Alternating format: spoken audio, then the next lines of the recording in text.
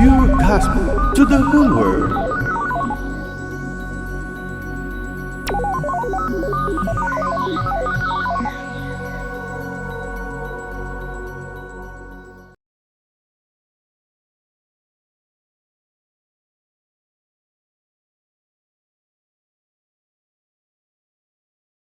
Today, mga kapatid, or tonight, ang pag-uusapan po natin ay pinamagatang identifying strongholds.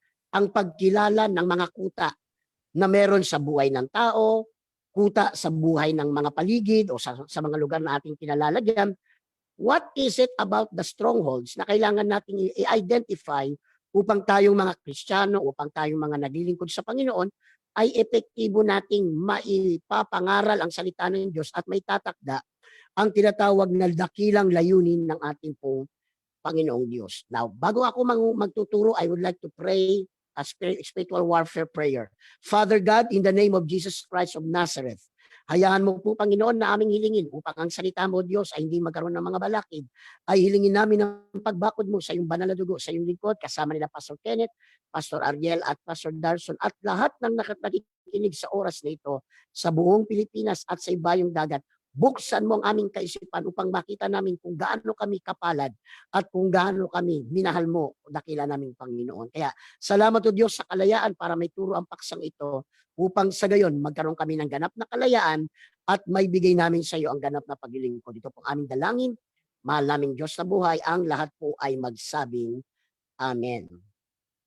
Ngayon mga kapatid, ang ating pong papaksain is about identifying strongholds. Mahalagang maintindihan natin na sa banal na kasulatan, tinuturuan tayo ng ating po Panginoon na bago tayo po'y pumalaot sa isang lugar, parang magbukas ng gawain po, bago tayo makipag-usap o mangaral sa mga tao sa iba't ibang kalagayan, ay nakakatulong na malaman natin kung ano ang mga sitwasyon spiritually ng mga lugar at mga tao na atin pong pinangangaralan. Dapat nating maintindihan kung ano ang tao at kung ano ang mga nakikita nating kaganapan sa physical na mga lugar o yung mga places na pinupuntahan natin is a reflection of whatever bondage o ano pa mang bagay na namamarali doon sa lugar na yon na gawa ng kaaway, mga kaibigan at mga kababayan. Now, lagi kong sinasabi mga kapatid na hindi tayo nag-aaral patungkol sa diablo, hindi tayo nag-aaral tungkol sa demonyo para siya po ay ma-magnify, kundi nag-aaral tayo tungkol sa ganitong mga paksa ay upang katulad ng sinabi ni Pablo ay huwag tayong mapaglalangan o mapaglamangan ng kaaway upang sa gayon sa pamamagitan ng pagkaalam ng kanyang devices, sa pamamagitan ng pagkaalam ng kanyang mga gawa, ay may katalinuhan nating maitatanggol o maitatakda ang kaharian ng ating pong dakilang Diyos. Alam niyo po ba mga kapatid at mga kababayan, itong stronghold na pag-uusapan natin ngayong gabi ay isang bagay na dapat nating matutunan upang sa gayon maintindihan natin ang mga tao na ating makakahalubilo at maintindihan din natin yung lugar na po'y pinaglalagyan sa atin. Bigyan ko kayo ng halimbawa. Ang bawat lugar na meron po tayo sa ating pong kinalalagyan, either doon tayo nakatira o doon tayo nagpapastor, ay malaking tulong mga kapatid na malaman natin yung stronghold o yung tinatawag nating character nung diablo na po'y nagmamantina ng kasamaan or ng wickedness sa lugar na yon. Halimbawa na lamang, when we were pastoring or pioneering the work sa lugar po ng Sampaloc, ay sasabihin ko po sa iyo, hindi naging madali ang pagsisimula ng gawain sa Sampaloc. Back then, isa lamang ang church sa lugar ng Sampaloc. Yan lang po, Tatayel, yung Lerma. Sapagkat ang Sampaloc ay kilalang, ito po ay commercial district ng Manila City. At the same time, ito po ay lugar na kung saan ang mga tao ay transient because most of the people that live there ay either mga business people o dili kaya mga estudyante na galing ng probinsya at nag-aaral doon. Pero dahil tinuruan tayo ng Panginoon ng maaga, manalangin, mag-ayuno, kilalanin ng stronghold ng lugar ng Sampaloc, kami ay nagsaliksik, inalam namin kung paano nagsimula ang lugar ng Sampaloc, and eventually the Lord gave us a battle plan kung saan mga kapatid, ang Diyos ay nagbigay sa amin ng aming pong gagawin, and eventually sinunod namin yung battle plan na yon, and the Lord gave us victory. Nagkaroon ng Sampaloc Church or TMC Sampaloc and the rest is history. Another example mga kapatid, kaya tayong mga lingkod ng Diyos, tayong mga gusto magsimula o nang papasukin ng isang lugar, maganda magsaliksik tayo. bakit tinawag ang lugar na yun na ganun ang pangalan. Another example, nung kami ay nasa Bicol, partner Darson, ang mga pangalan ng mga probinsya ay kakatuwa, no? Di ba sa probinsya, Pastor Darson, Tatayal, merong Ligaw. O Ligaw Alba, Ligaw City Albay. Di ba? Ano ba yung ligaw? Dalawa, either ito ay naliligaw o nangliligaw. Pero yung isang lugar na very interesting na ito po napuntahan ko po nung ibang ilista mga kapatid ay yung lugar ng Pulanggi. Pulanggi Albay. Alam niyo mga kapatid, huwag pong tatangos ang ilong ng aking mga kababayan. Ang mga Bicolano ay kilala hindi lamang sa maanghang na pagkain, di ba Tatayel? Ang mga Bicolano ay kilala sa pagiging karinyoso. Mga malalambing itong mga Bicolano at Bicolana ay hindi po sila gayon ay magagayon ang mga dalaga diyan sa Bicol. Magagayon yan sila at purihin ng ating Panginoon. Pastor Darso, di ko makakalimutan nang tinanong ko yung mga bata, di ba sa Bicol kako, ang maganda na dalaga ay magayong dalaga o daraga, magayong daraga. Ang tanong ko naman, ano naman ang tawag sa gwapong lalaki? Napaisip yung bata sa akin, Pastor Ken, Tatayel at Pastor Darson. Amen. Sabi nila, sa tanang buhay nila, kahit Bicolano sila, ay hindi nila na-encounter kung ano, kung ang magandang babae, magayong daraga. Ano naman ang ibig sabihin ng gwapo? Sabi niya, sir, sirit nga, ano bang ibig sabihin?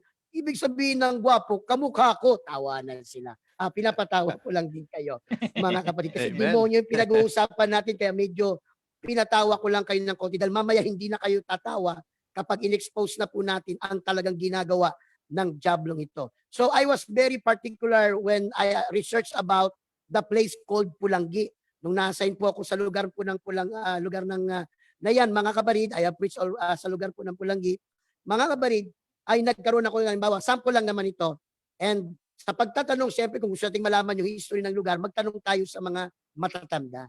At doon ko nalaman, Pastor Kenneth, Pastor Ariel, Pastor Darson, na kaya pala ang lugar ng Pulanggi ay tinawag na ganyan, ay sapagkat nung lugar o nung panahon ng mga Hapon, ang lugar po na yan ay naging kuta ng mga Hapon. And eventually, merong isang babae na ang pangalan ay Angge, na para hindi na lang siya gahasain. Dahil alam natin, nung panahon ng Hapon, pag babae ka, alam na natin ang nagiging kalagayan ng kababaihan, nagiging comfort women, naging prostitute na lamang siya doon sa mga Hapon. At para malamang siya po siya po ay duty na bilang prostitute, nakasuot ng pula si Angge. Yan ang history ng Pulanggi. Nakasuot ng pula, nakapula si Angge. Kaya naging salita o naging pangalan ng lugar na yan ay Pulanggi. Kaya may natukoy kaming stronghold dyan sa lugar ng Pulanggi. May natukoy kaming sa lugar ng Albay. Grabe po ang spirit ng religion sa mga lugar na yan. Kaya nakakatulong mga kabarid na ang mga lugar na ating pong pinapasturan, yung mga lugar na gusto nating pasukin para sa ebanghelyo ng ating Panginoong Diyos ay dapat nating matukoy ang mga stronghold para mapadali ang pagpe-pray, pag-aayuno at paggapi ng mga gawa ng kaaway sa mga lugar na yon. May sasabihin ako sa inyo, mas matalino ang mga anak ng Panginoon. Mas makapangyarihan ang Diyos na sumasa ating lahat. Mas makapangyarihan ang Diyos na tumawag sa atin kaysa sa demonyo na nag-aalipin ng buhay at isipan ng mga tao. Now, another thing na dapat yung maunawaan about stronghold, not only ang stronghold ay tumutukoy sa influence of the Spirit na meron doon sa lugar na yon. A stronghold is the mindset. Ibig sabihin, ang stronghold po ay yung bagay na nakasanayan mong mindset, attitude, or characteristic. Kaya pag may mga tao po kayong kausap at kahit anong paliwanag mo, hindi nyo natin sila ikangay matwist, hindi natin sila mapagbago ng isipan. It is because their kind of thinking was already their stronghold. Halimbawa, siya po yung negative na tao na kahit anong pagbibigay mo ng kalakasan, kahit anong pagbibigay mo ng mga salita para po siya ay maniwala, ay hindi niya magawa because naging stronghold na niya or naging kuta ng kanyang pagkatao na siya ay negative sa ganong mga bagay. Mga kapatid, mga kababayan, hindi po tayo nilikha ng Diyos para maging negative. Hindi tayo nilikha ng Panginoon para tayo po'y maging mahina o magiging malungkutin. Hindi tayo nilikha ng Panginoon para tayo po ay magiging matatakutin. God created us to be overcomers. God created us, mga kaibigan at mga kapatid, para sa lahat ng mga bagay, mananagumpay tayo. Hallelujah! Purihin ang ating pong dakilang Diyos. Kaya mahalaga mga kapatid at mga kababayan na tayo ay mag-aral patungkol sa paano ba makilala ang mga stronghold sa buhay ng tao. At the same time, makilala natin yung stronghold sa lugar na meron tayo. Dahil makakatulong po yan upang alamin natin o malaman natin what was the place before. Before, mga kabarid, ang lugar na yan ay naging masama. Before na ang lugar na yan ay naging masama, ano siya dati? And that is something we need to do para maging epektibo ang pagmiministeryo po natin sa lugar po na meron tayo. Kaya Pastor Ken, makakatulong yan. Alam ko, by the time na matagal na kayong nakatira dyan sa lugar ng Greece, ay nagkaroon ka na ng time na alamin ang ano ang meron sa Greece. Even though we already know na mga Greek people ay people that place importance on wisdom. That they are people that place importance on what we call the reasoning of life. Kaya nga yung philosophy galing sa mga Greek yan eh. Kaya mapansin natin, Pastor Kenneth, dyan sa inyong lugar, ang mga tao dyan ay maprinsipyo. Ang mga tao dyan ay palaging logical ang gusto nilang paraan ng pag-uusap. Kaya napakatinding hamon, Pastor Kenneth, dyan sa Greece na abutin ang mga locals at dahil ganun nga po ang kanilang stronghold o yung kanilang mindset. Nais ko pong sasabihin sa inyo, mga kaibigan ko at mga kabarid, kung ikaw ay nakikinig ngayon sa ating broadcast, ikaw ay niloob ng Panginoon na makinig ng ganitong turo upang ngayong gabi mapalaya ka sa takot, mapalaya ka sa anumang bagay na nagiging dahilan para hindi ka makatulog, na mapalaya ka sa anumang dahilan upang ikaw ay magiging mahina ang pagtingin mo sa iyong sarili. Tonight, God will send deliverance upon your mind. Tonight, God will send deliverance, hallelujah, sa iyong buhay. Kaya matapos ng broadcast na ito, marami sa ating tagapakinig ay titindig sa kanyang kahinaan, titindig sa kanyang mga gapos, and God will set you free. God will give you a new mind. God will give you a new mindset, na yung mindset na yon ay mag-i-invite ng victory na nanggagaling sa ating pong Panginoon. Now, narito po ang ilan sa mga stronghold na nais ko pong pag-usapan natin ngayong gabi. Marami pero dalawa lang muna ang ating pag-usapan. The number one na stronghold na madalas nating ma-encounter sa mga tao is about the incorrect perception of God. Ang dahilan kung bakit ang tao po'y hirap lumapit sa Diyos is because of what we call the incorrect perception of God. Nagkaroon ang tao ng iba't ibang pananaw kung ano ba at sino ang ating Panginoon. Sabi ko nga, ang nakalulungkot na realidad, hindi na nga kilala ng tao kung sino yung tunay at isang Diyos, ay nagkaroon pa tayo ng maling sapantaha o pagkakilala sa Diyos na ito. But tonight, sa tulong ng biyaya ng Diyos, ipapakilala ko sa iyo ang Diyos na ating Ama. Ipapakilala namin sa inyo na yung Diyos na ating pong pinapakilala ay Diyos na mapagmahal, Diyos na mapagkalila. He is a God of mercy. He is a God that can reach you wherever you are. Siya po ay Diyos na kung papayagan natin kumilos ngayong gabi sa ating buhay, malalaman natin mali ang pagkakarinig mo, mali ang pagkakala mo. Mahal na mahal pala talaga tayo ng Panginoon, na dahil sa sobrang pagmamahal niya, siya po'y walang laman at dugo, nagkatawang tao para tubusin ka sa iyong mga kasalanan. Alam niyo mga kapatid, kapag may mali tayong pagkakilala o pagkaunawa tungkol sa Diyos, ito po ay nakaka-apekto ng ating paglapit sa Panginoon. Minsan meron nabagito to sa church at sa ating tagapakinig. Hindi natin minsan masisisi ang mga tao of their perception, Pastor Kenneth, Pastor Ariel, and Pastor Darson, about God, is because marami sa atin ay hindi nakaranas ng maganda ring perception sa fatherhood natin sa laman.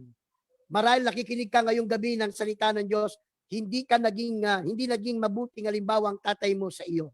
Ang tatay mo, anak kinalakihan mo, ay tatay na sabihin na natin ay hindi mo naramdaman ang pagmamahal sa kanya. Ang madalas mong nararanasan sa tatay mo, pinapalo ka, your father beat you, palagi kang sinasaktan kahit walang dahilan.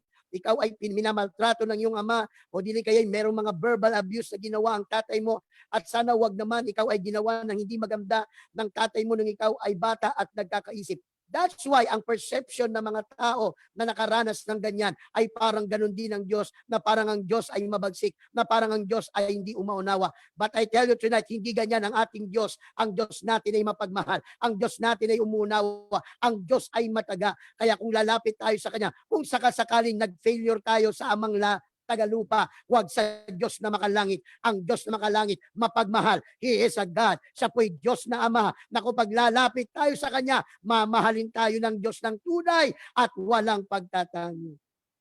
Our Heavenly Father, my brothers and my sisters, siya po ay hindi mabagsik na Diyos. Sabi ko nga mga kapatid, ang dahilan kung bakit ganito naging perception ng maraming mga tao sapagkat nakalulungkot, nauna sa atin ang katuruan na kailangan daw ng tao ng tagapamagitan.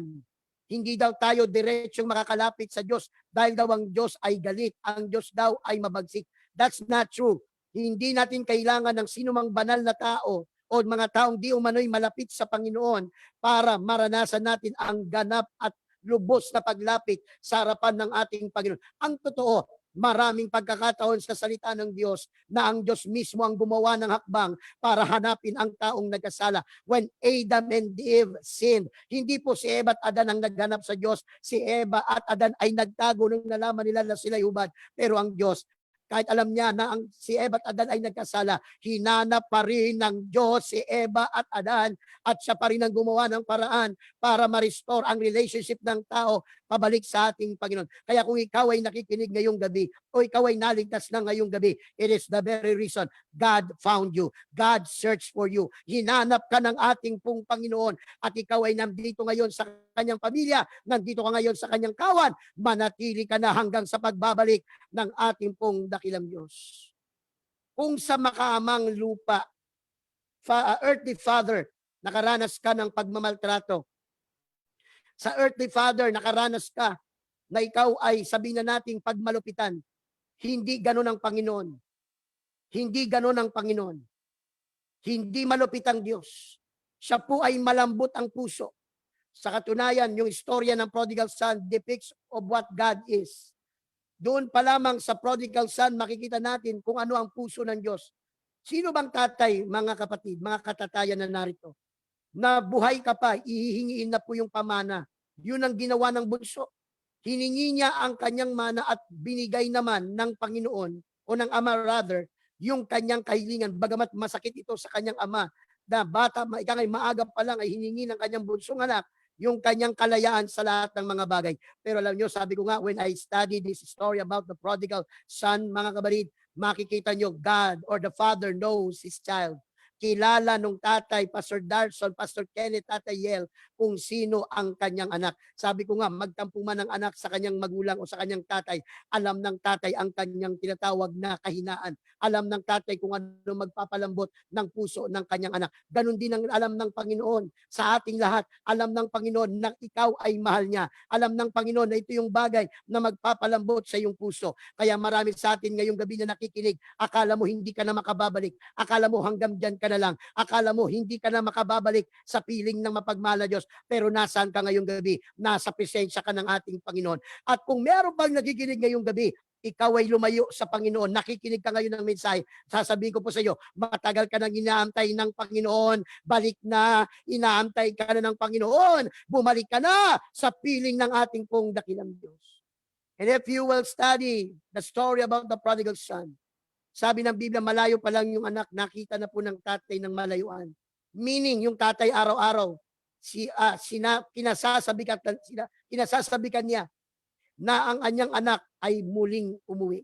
Kaya nga tama po ang kaisipan na dahil kilala tayo ng ating Panginoon, hindi tayo tatagal na mawawalay ng matagal sa presensya ng ating Panginoon. Kamusta kapatid, kaibigan? What is your perception of God? Ang Diyos ba para sa iyo ay mabait na Ama? Ang Diyos ba sa iyo ay mapagmahal na Ama? Ang Diyos ba sa iyo ay Diyos na kumakalinga sa iyong pangangailangan? O ang tingin mo ay katulad ng tatay mo yung naging masama? O ang tingin mo sa Diyos ay katulad ng tatay mo naging nakaranas ka ng pagmamalupit? Mabuti na lang ang tatay natin sa langit ay walang katulad. Ang tatay natin sa langit ay hindi maipapantay dito po sa kalupaan. Sabi nga sa Luke chapter 11 verse number 11 to 13, kung kayong mga ama na masama ay kayang magbigay ng mabuti, ang Diyos na Ama na nasa langit ay ipagkakaloob niya ang kanyang banal na Espiritu para sa kanilang lahat na humihingi nito. O purihin natin muna ang Panginoon. Because of God's great love, God gave us His Spirit. Ibinigay ng Panginoon ang kanyang banal na Espiritu upang sa gayon, tayo po ay magkaroon ng confidence that our God loves us so much. Now, narito po ang ilan sa mga symptoms. Alam nyo, pag pinag-uusapan yung symptoms, maraming kinakabahan. Naku, lalo na pag dito sa Pilipinas, Pastor Ken, sabi nga nila, nung unang panahon, pwede mong i-post sa FB, not feeling well. Tatay Yel, Pastor Darson, nung unang panahon, Nung wala pang COVID, ang gandang ilagay, not feeling well, para makakuha tayo ng simpatya, para magparamdam na kailangan tayo ipag-pray. Ngayon, ayaw natin mahirap mag-post ngayon ng not feeling well. Lalo pag dadagdagan mo, ikaw ay inaapoy ng lagnat, may ubo ka, at ikaw ay parang nahihirapang huminga. Sigurado mamaya darating na yung BRET, yung Barangay Health Center. Mga kabarid, narito ang ilan sa mga symptoms na aking ilalatag sa inyo, na ito'y magagamit nating gabay para malaman natin o masukat natin, meron ba tayong maling conception about the loving God? O ang meron tayo ngayon, ang tingin natin sa Diyos, hindi kakarapat-dapat. Ang tingin natin sa Diyos, sobrang banal ng Panginoon. Hindi ako pwedeng magbabalik loob sa Kanya.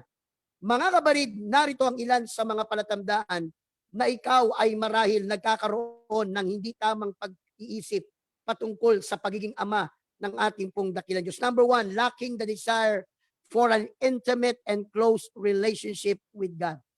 Yung bang kahit hindi ka pa humahakbang, yung hindi ka pa nagsisikap mapalapit sa Diyos, pero ikaw ay wala ng gana, ikaw ay walang desire na mapalapit sa Panginoon dahil lang pinangunahan ka ng takot, pinangungunahan ka, na katulad ng naranasan mo sa iyong makamang tagalupa, na ika nga po'y palapit ka pala ng pasigaw na yung tatay mo, and eventually daladala mo yan sa paglapit sa ating Panginoon. Pero alam nyo, sabik ang Panginoon na lumapit ka. Sabik ang Panginoon na marinig niya ang iyong tinig. Sabik ang Panginoon na ikaw ay taus-pusong magpapakumbaba sa Panginoon. Pandaraya lang ng demonyo na hindi tayo karapat-dapat. Yes, we are not worthy, but God made us worthy. Yes, hindi tayo karapat dahil sa ating kasalanan at sa ating mga ginawa. Pero sapat ang ginawa ni Jesus sa krus ng Kalbaryo para tanggalin ang lahat ng kahihiyan, para tanggalin ang lahat ng guilt, para tanggalin ang lahat ng shame, para makakalapit po tayo sa ating pong Panginoon. So the first symptoms ng stronghold na meron na tayo ay yung wrong perception of God. Ay sa halip na ganahan kang lumapit sa Panginoon, masabik, ikaw ay dahan-dahang lumalayo sa Panginoon. Sabi ko nga mga katatayan, ano ang perception ng ating mga anak pag tayo pauwi ng bahay? So I'm talking to the earthly fathers who are listening tonight. Tayo ba yung tatay na pag alam ng pamilya, naku, uwi si tatay, sabik na sabik sila dahil pauwi na si tatay. May pasalubong, may mabuting balita. Kaya lahat ay nandoon sa pintuan, nakaupo, handang yakapin, hanggang halikan, tulungan ng mga anumang bitbitin because they are excited that their loving father came home. O ang pangalawang senaryo, nako, parating na yung tatay natin, mag-ayos-ayos tayo, sigurado sisigaw yan, sigurado magagalit yan. Saan sa dalawa ang perception ninyo sa inyong makalupang tatay? Magkaiba po ito. Dapat pagdating sa atin pong Panginoon, our God does not change. Our God is a loving Father. Ang Diyos natin, mga kapatid, ay Diyos na hindi mahirap abutin. Ang Diyos natin ay hindi mahirap makaramdam ng ating mga hurts. Ang Diyos natin ay hindi mahirap makaramdam ng ating pain. And if you're listening tonight, hindi ka pa nagsasabi, ramdam ka na ng ating Panginoon. Ramdam na ng Diyos ang iyong kalungkutan. Ramdam na ng Panginoon ang iyong pangamba. Ramdam na ng Panginoon ang mga pinagdadaanan mo sa iyong buhay. Pangalawa na symptoms na ikaw ay meron ng wrong perception of God at ito'y nagiging stronghold mo sa iyong mind is a lack of love in your heart. Naging matigas ang iyong puso. Hindi ka madaling paiyakin. Emotionally, hindi ka madaling mahawakan. Hindi ka madaling matouch ng presence ng Panginoon. It is because yung mga pinagdaanan mo ay nagpatigas ng iyong puso. Pero lagi nating sinasabi, kahit bato pa yan, pag laging napapatakan ng tubig, ang bato ay lumalambot, nabibiyak. And eventually, minsan, mayroong nakakasingit na mga bato at yung bato na yun ay pwedeng sumingit ang isang bagong buhay. Gayon din ang ating Panginoon. Huwag mong sabihin ngayong gabi, kapatid, na matigas na ang puso mo. Hindi mo na mararamdaman ang pag-ibig ng Diyos. Nagkakamali ka. Patuloy kaming mangangaral dito sa Pure Gospel para ipamalita sa iyo, mahal ka ng ating Panginoon at wala kang gagawin para hindi ka mahalin ng ating Panginoon. Sabi nga, kahit anong gawin mo, kahit saktan mo ang Panginoon, God will always love you. God will always love you unconditionally.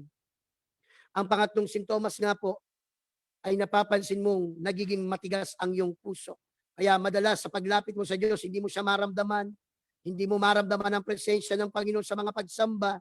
Sa pananalangin, wala kang gana dahil alam mo sa iyong sarili, wala ka namang mararamdaman. Pero lagi kong sinasabi, the presence of God is beyond feelings. Ang presence ng Diyos ay higit sa nararamdaman because God already promised. God already promised, I will be with you. I will never forsake you and I will be with you until the end of this time. Ibig sabihin, kahit hindi natin siya nararamdaman, nandyan siya sa ating tabi. Kahit hindi natin napapansin kung paano siya gumagalaw, nandyan ang ating Panginoon. Because faithful is He that promise. Ang Diyos pag sinabi niya, gagawin niya. Purihin ang ating Panginoon. Hallelujah. We love you, God, and we bless your name. Pangatlo na sintomas ng wrong conception or incorrect perception about our God is that we always feel unwanted. Yung bang pakiramdam natin na tayo ay hindi mahal ng Diyos. O yung magkaroon tayo ng damdamin na ikaw ay itinataboy ng Panginoon. Ang ganda ng ating Diyos. Ang Diyos natin kailanman ay hindi nagtataboy ng tao. Kailanman ang Diyos natin ay hindi nagtutulak papalayo sa Kanya. Kung may tao mang napalayo, hindi dahil ang Diyos ang nagtanggi o dahil ang Diyos ay nagtulak. Tayo ay nagpatulak. Tayo ang lumayo sa harapan ng ating Panginoon. Lumayo si Eva at Adam, nagtago doon sa kakahuyan, pero hinanap sila ng ating Panginoon. Tayo lang naman ang may pakiramdam na hindi tayo love. Tayo lang naman ang pakiramdam that we are unwanted. But the very fact na ikaw ay pinanganak sa sanglibutang ito, ikaw ay niloob ng Diyos mabuhay sa mundong ito. Hindi para umiyak, hindi para malungkot, hindi para saktan. Ika'y pinanganak sa mundong ito para maranasan natin ang kabutihan ng ating Panginoon. Maranasan natin ang katapatan ng Diyos sa ating buhay. Alam niyo, lagi kong sinasabi mga tatay, kahit anong pagod natin, when your child wants to play with you, play with them. Naalala ko si Pastor Darson, di ba? Kagagaling lang natin sa biyahe noon, di ba? Dumaan tayo sa inyong bahay. Amen. Bago tayo dumalaw sa isang kaibigan, ay yung kanyang bunsong anak ay nakita ko gusto kagad magpalambing at nakita ko naman na nagpalambing si Pastor Darson. Yun nga ang dapat eh. Ang tagal mo nang hindi nakausap at nakasama ang anak mo eh. Minsan lamang kakandong sa iyo eh. Iparamdam mo, mahal mo ito. Mahal mo siya. Gayon din ang dapat nating maunawan when we come to the church, when we come to the fellowship, kung sakasakaling may fellowship sa mga lugar nyo. At kahit wala tayo sa physical worship doon sa mga lugar natin, but we are in our house, worshiping, praying, and worshiping God, mararamdaman mo ang yakap ng Panginoon. Mararamdaman mo ang malamig na tinig ng Ama na bumubulong, anak, kung sinabi ng mundo wala kang halaga, sinasabi ko sa iyo, you are more than everything. You are more than anything. You are more precious than rubies. Mas higit ka pa sa lahat ng kayamanang pinagsama-sama. Kaya nga, mga tatay, lagi nating bulungan ang ating mga anak. Anak, you are precious to me. Ayaw kong mawala ka sa buhay ko. Ayaw ko na sinasaktan ka ng mga tao. Kung merong mga tatay kayang gawin yan, masigit na kayang gawin yan ng Diyos. Kung tayo po'y lalapit at tayo po ay ikangay bibigyan ng pagkakataon ng ating makalangit na Ama na tayo ay kalingahin, yakapin at iparamdam ang kanyang totoong pag-ibig sa atin.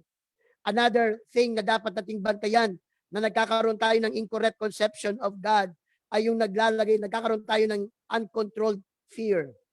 Yes, walang duda, ang pinakadapat katakutan ay ang Diyos.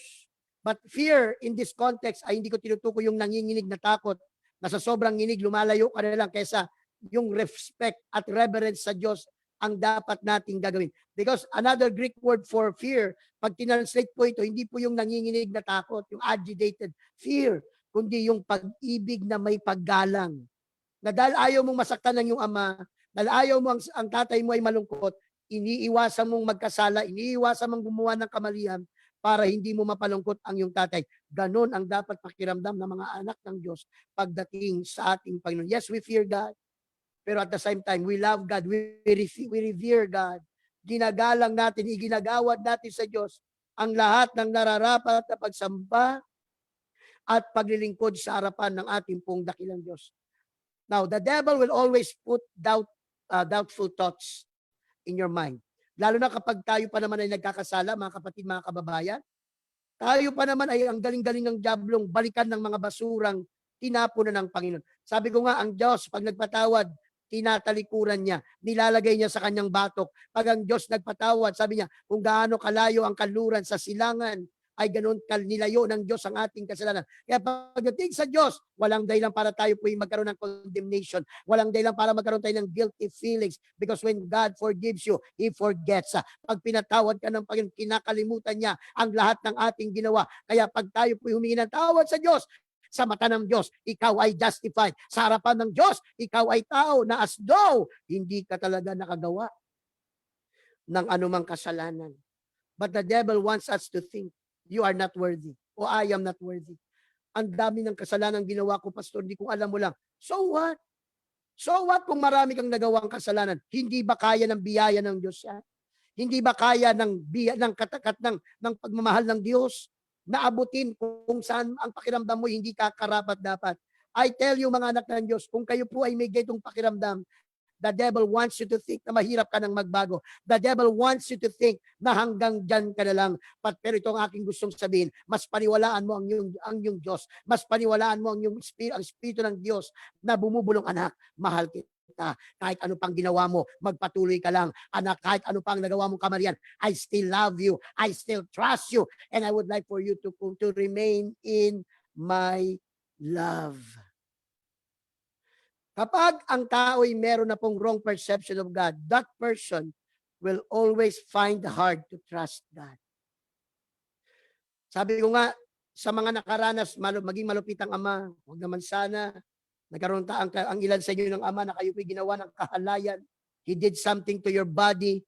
And eventually, lahat ngayon ang tingin mo sa lalaki, gagawin sa iyo ito ngayon. Mga kabarid, kaya hindi ka madaling magtiwala, lalo na sa kalalakihan.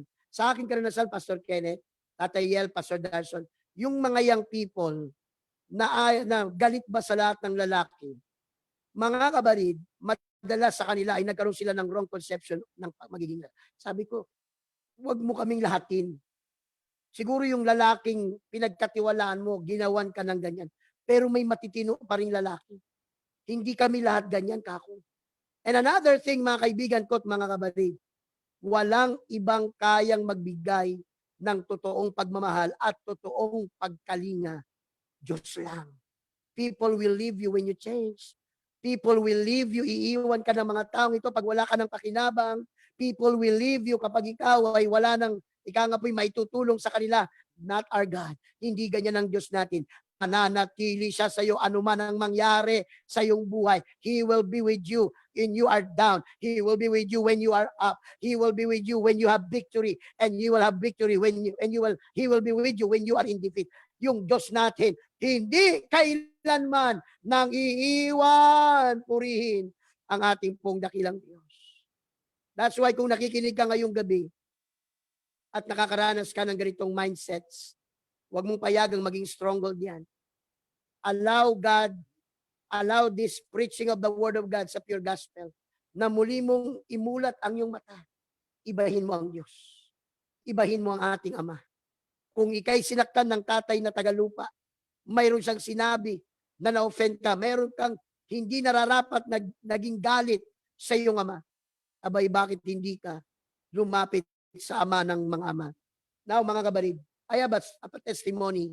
Kaya love na love ko yung tatay ko, bagamat wala na siya. Bakit ko mahal ang tatay ko? Because my father brought us to the Lord. Yan ang pinakamagandang pamana ng meron ng tatay ko. Tatay ko ay nakapag-abroad. Sa katunayan, wala siya masyadong naipundar because siya kami pinakaranas lokohin ng pinagkakatiwalaan. Akala niya yung binabayad namin doon sa kaibigan ay pambili ng bahay. Pero yung pala hindi binabayad. Nevertheless, God gave my father a house na doon kami nakatira. Noon. Now, to make the story short, alam niyo ba yung father ko bago ako nakakilala sa Lord? Galit na galit kami sa tatay namin. Kasi yung tatay namin, pag umuwi, lasing na nga, ang dinadahilan laging nahuhold up. Napansin ko lang, pag siya'y nahuhold up, Tatay Yel, Pastor Kenneth, Pastor Darson, tuwing kinsenas katapusan, palagi siyang nahuhold up. Kung hindi niyo po na itatanong, ang tatay ko po, nung nagtatrabaho sa Pilipinas, siya po ay cartographic sketcher ng NBI. Ngayon, computer na lang, i-describe mo yung mata, may pipindutin sa computer, mabubuo na yung muka ng gumawa ng masama o yung kriminal o yung suspect. Nung panahon niya, sulat kamay habang kinukwento mo, ganito po yung mata niya. Dinidrawing kasi ang tatay ko po isang painter, isang artist. Pero napapansin ko po, tuwing kinsenas katapusan, Palagi siyang umuuwing lasing at ang lagi niya sinasabi, pasensya na kayo, na-hold up ako. Alam niyo kung saan ba ang NBI, Pastor Darson? Sa may Ermita at Mabini. Kaya pala naho-hold up ang tatay ko. Pag araw ng sahod, dumadaan muna doon sa may kumutikutita at inaawit ni Freddy Aguilar. Alam niyo na yung awit ni Freddy Aguilar. Di ba? Ika'y sawing palad. Siyempre doon, bawat kiliti, 100. Bawat yakap, 100. Kaya by the time na makachancing yung tatay ko siguro, ubus na yung pera niya. Pero alam nyo, at isa pang hindi ko makakalimutan, ang father ko po, paglasing po yun, namamalo yun ang walang dahilan. At pag namalo po yun, mga kapatid, bakil ang ginagamit. Hindi po yung pinakadulo ng sintron, yung leather, no. Naranasan ko pong paluhin ng tatay ko ng buckle. Pag nalalasing siya, minsan hindi niya alam paano siya mamalo. At ang sabi ko, pag lumaki ako at ako'y mas naging malaki sa kanya, papatayin ko tatay ko. That is the kind of hatred na meron ako na nabuo nung lumalaki. I will kill my father pag malaki-laki na ako. Pero lahat ng yun ay hindi nangyari because my father changed. Pinagpala ang Diyos. Ang tatay ko po, pinagpala siya ng Diyos. Siya po ay binago ng Panginoon sa bawal na lugar. Kaya nanibago kami. Yung last niyang uwi, yan yung panahon, dinala na niya kami sa Panginoon. Dati ang pag-uwi nun, imported na alak, imported na sigarilyo. Mga kabarid, nang umuwi, ang laman ng kanyang balikbayan box, Bible. Ang laman ng balikbayan box, Tatayel, mga kabarid, preaching tape ni Pastor Umpad. Wala nang sigarilyo, wala nang alak, kasi binago na siya ng ating. And back then, nagsimulang mahalin ko yung tatay ko na ama ko rin sa pananampalataya. Now, lastly, mga kapatid, ang bilis ng oras, mga kapatid. Another stronghold na babantayan natin sa ating buhay, if we are having incorrect perception about God, ay ito na.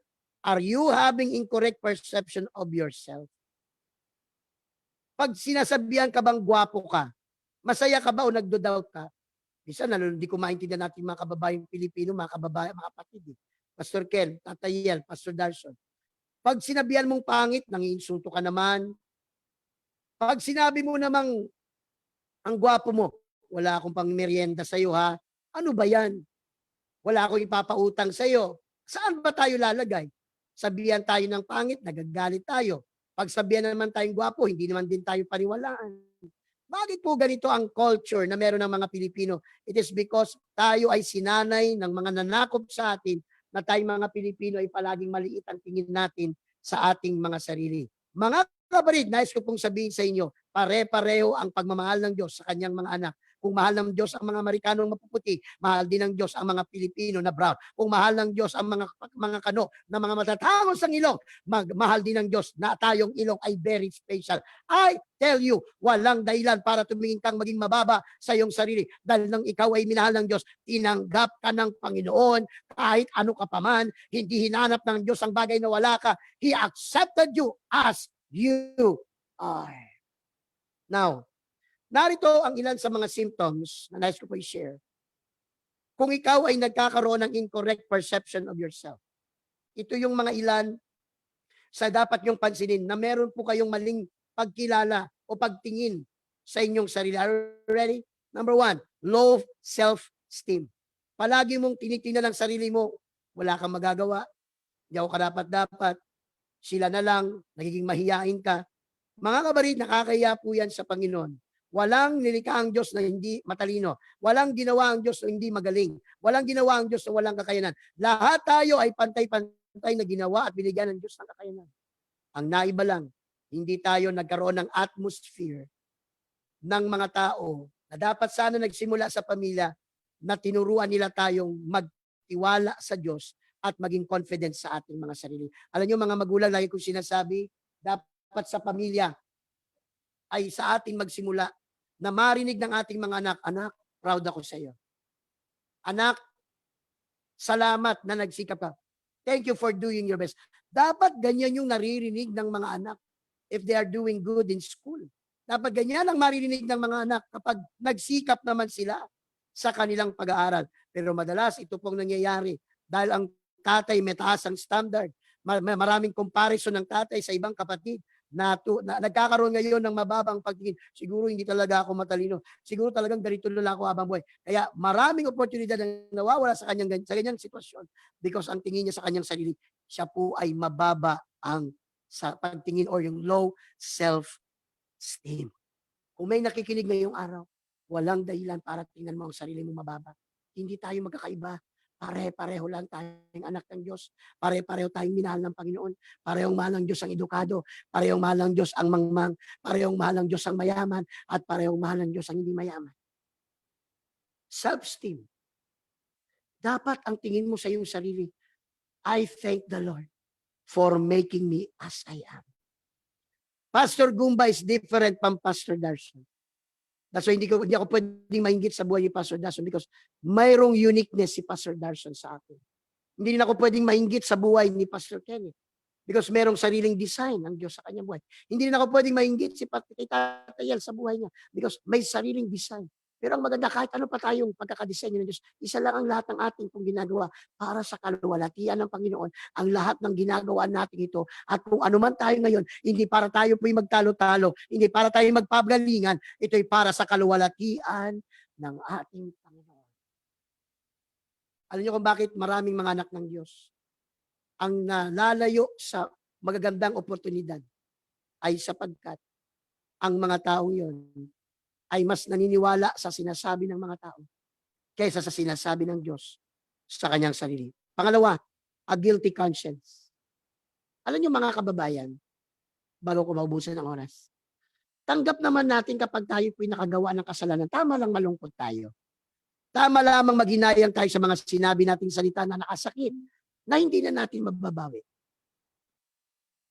Tama lang na mag-guilty tayo sa mga ginawa o mga kilos natin na kung saan ito po ay nakasakit ng ating kapwa. Pero ang paulit-ulit mong sisihin ng iyong sarili, hindi yan makakatulong para makabangon ka. Sapat na masabi mo sa iyong sarili, Lord, nakagawa ko ng mali. Nakagawa ko ng kasalanan. Pero sa tulong mo, Diyos, magbabago ako.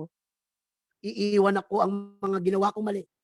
At ako ay magsisimulang maging kapuri-puri sa iyong harapan. I am talking to somebody tonight na palagi kang nababagbag sa iyong puso dahil lagi mong naalala yung mga nagawa mong mali. Na palagi kang binabagbag ng iyong kalooban to the point na hindi ka na masyado natutulog. To the point na ayaw mo nang lumapit sa Panginoon. Ayaw mo nang mag-church. Ayaw mo nang mag-pray. But I am here to tell you, my brothers and my sisters, walang dahilan para maramdaman mo yan. Kasi kilala ka ng Diyos at tanggap ng Panginoon kung ano ka ngayon. You have nothing to prove to God for Him to love you more. Wala kang dapat gawin para patunayan sa Diyos na ikaw ay dapat mahalin. He loved you from the very beginning. Minahal ka ng Diyos mula pa sa pasimula ng iyong buhay. Sa mga nakikinig, walang dahilan para magkaroon tayo ng pakiramdam na tayo po ay nakakaramdam ng ikangapoy self na you are not worthy. Worthlessness rather. Walang dahilan para makaramdam tayo na tayo ay walang kwenta, na tayo ay walang halaga sa harapan ng ating pong Panginoon. In Ephesians chapter 3 verse 12, I'm going to read last two verses. In Ephesians chapter 3 verse number 12, it says, in whom we have boldness and access with confidence by the faith of Him. So bakit tayo nagkakaroon ng lakas ng loob? Nagkakaroon tayo ng tapang lumapit sa Kanya? Because we have this confidence by our faith of Him. Pag kilala mo yung Diyos na nilalapitan mo, walang dahilan para matakot kang lumapit sa Kanya. Kung alam mo yung Diyos na yun, mamahalin ka, tatanggapin ka, uunawain ka, lalapit ka sa Kanya. Because kilala mo siya bilang mapagmahal na Diyos, mapagpatawad na Diyos, at Diyos na patuloy na nagbibigay ng maraming chances. And last but not the least, 1 John chapter 5 verse 14 to 15. And this is the confidence that we have in Him, that if we ask anything according to His will, He heareth us. And if we know that He hears us, whatsoever we ask, we know that we have the petitions that we desire of Him. Sabi po ni John, na kapag kilala natin yung nilalapitan at alam natin kung anong kalooban niya, meron tayong kapanatagan at tinatawag nating katatagan, kapanatagan na pag lumapit tayo sa Kanya, pakikinggan po tayo ng ating pong dakilang Diyos. Mga kapatid at mga kababayan, hindi ito panahon para ikaw ay tumingin mababa sa iyong sarili. Yes, siguro nagawa mo na ang pinakamarumi, pinakakusuplang-suplang makasalanan. Pero hindi sapat yun para hindi ka mahalin ng Diyos. He loves you as you are and will always love you till the end. To God be all the glory. Purihin ang mapagmahal na Ama, ang ating Panginoong Jesucristo. Glory to God. Glory to God. Amen. Jesus. Amen. Isang napakagandang mensahe. Ating narinig, mga giliw na taga-subaybay. And nakakatuwa na ganun pala. Na kahit anumang mga bagay ang sumasagi sa ating isipan, hindi tayo karapat-dapat. Wala tayong karapatan. Pero ang Diyos ay nariyan lang nagantay upang atin po siyang lapitan at handa niya po tayong tanggapin ng bukas palad, bukas open arms. Yes. Amen. Amen. Upang tayo po ay kanyang ilagay sa kanyang kawan. Thank you, Pastor Aldwin Gumba, sa isang napakagandang mensahe.